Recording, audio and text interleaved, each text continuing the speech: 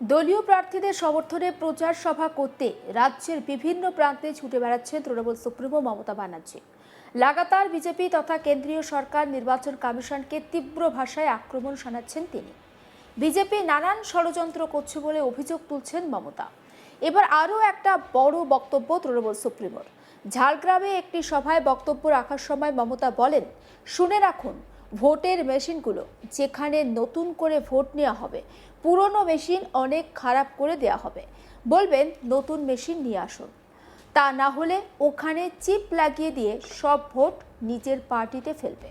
প্রত্যেকটা voting machine পরীক্ষা করে দিন এবং 5টা করে পার্টিকে ভোট দিয়ে দেখুন ভোট ঠিক জায়গায় পড়ছে কিনা।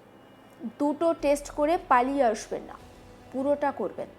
কাউন্টিংয়ের দিন মনে রাখবেন, ওরা ভোটে যেমন স্লো ভোটিং করবে, কাউন্টিংয়েও স্লো কাউন্টিং করবে। এটা ওদের পরিকল্পনা। প্রথমে বিজেপিকে দেখাবে জিতছে, ওদের এরিয়াগুলো তখন গুনবে, আমাদের এরিয়াগুলো দেখাবে না। ওটা করতে করতে রাত্রি করবে, তারপর কেন্দ্রীয় বাহিনী ভয় দেখাবে যাতে আমাদের লোকেরা পালিয়ে যায়। শুনুন ঠিক কি বললেন মমতা ব্যানার্জি। ইলেকশনের মেশিনগুলো যেখানে নতুন করে ভোট নেওয়া হবে, পুরনো মেশিন অনেক খারাপ করে দেওয়া হবে। বলেন নতুন মেশিন নিয়ে আসুন, তা নাহলে ওখানে চিপ লাগিয়ে দিয়ে সব ভোট নিজের পার্টিতে ফেলবে।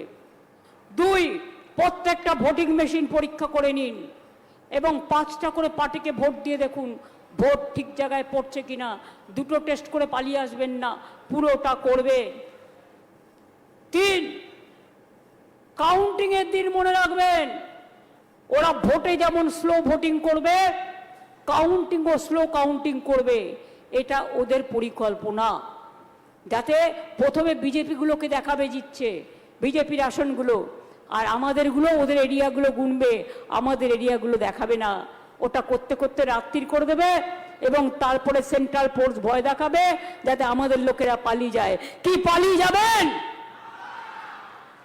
আলো নিভিয়ে দিলে একদম আটকে মেশিন আটকে বসে থাকবেন, ঠিক আছে? কোন রকম যাতে দখল করতে না পারে।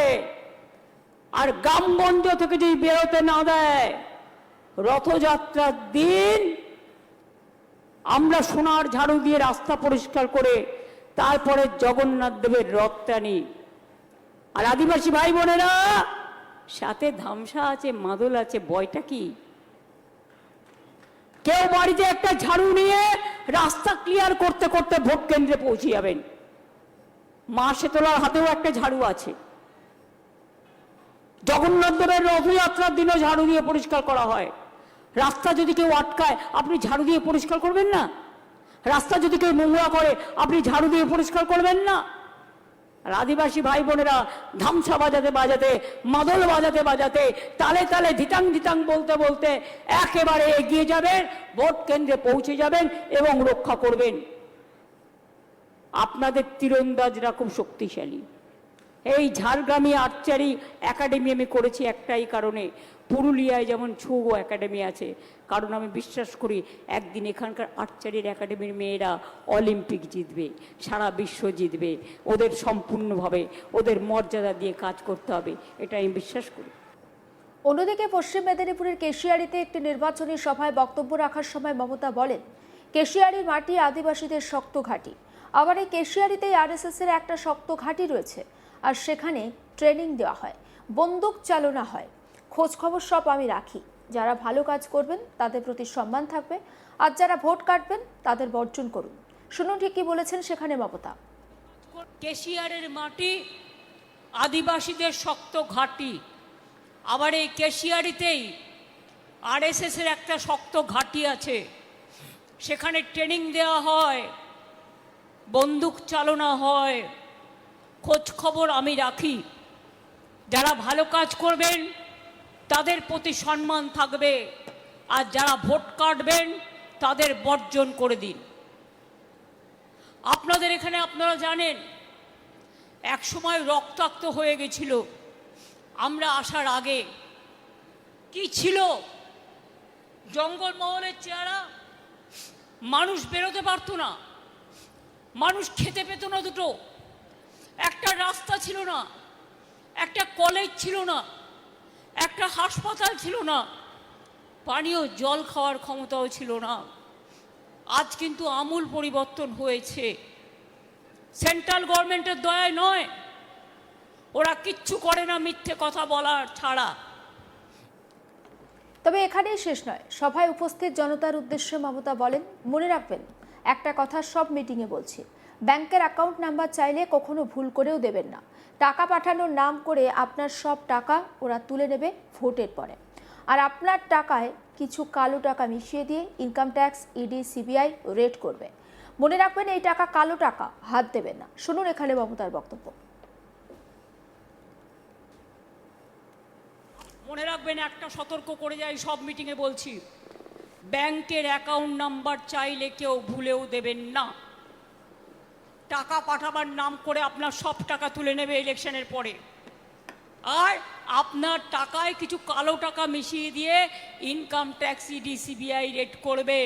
মনে রাখবেন, এই টাকা কালো টাকা, হাত দেবেন না, ছোবেন না কালো বাজারিদের টাকা।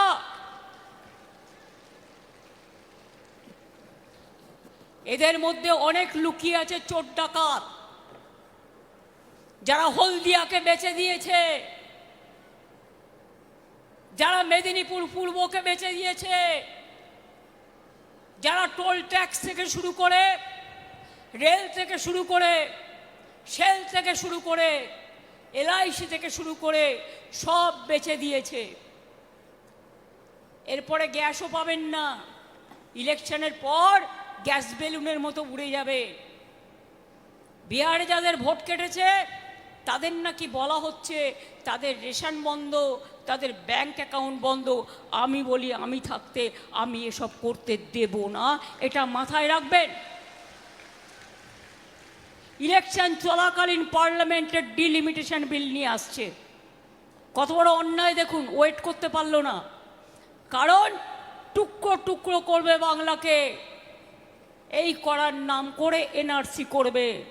সেই জন্য যে যাই বলুক, যে যাই করুক, একটি কথাও শুনবেন না। যদি ডিটেনশন ক্যাম্পে যেতে না হয়, রেশন বন্ধ না হতে হয়, লক্ষ্মীর ভাণ্ডার বন্ধ না হয়, কন্যাশ্রী বন্ধ না হয়, জয় জোহার বন্ধ না হয়, তপশিলি বন্ধু বন্ধ না হয়, সমস্ত ভাই বোনদের বলছি, খাদ্য সাথী থেকে স্বাস্থ্য সাথী থেকে, তাহলে মনে রাখবেন, সম্মান নিয়ে বাঁচতে গেলে আপনার দরকার তৃণমূল কংগ্রেসের সরকার, জোড়া ফুলের সরকার। সমস্ত আপডেট পৌঁছে দেবো আপনাদের কাছে। নজর থাকুক আজ তাক বাংলায়, সাবস্ক্রাইব করতে ভুলবেন না।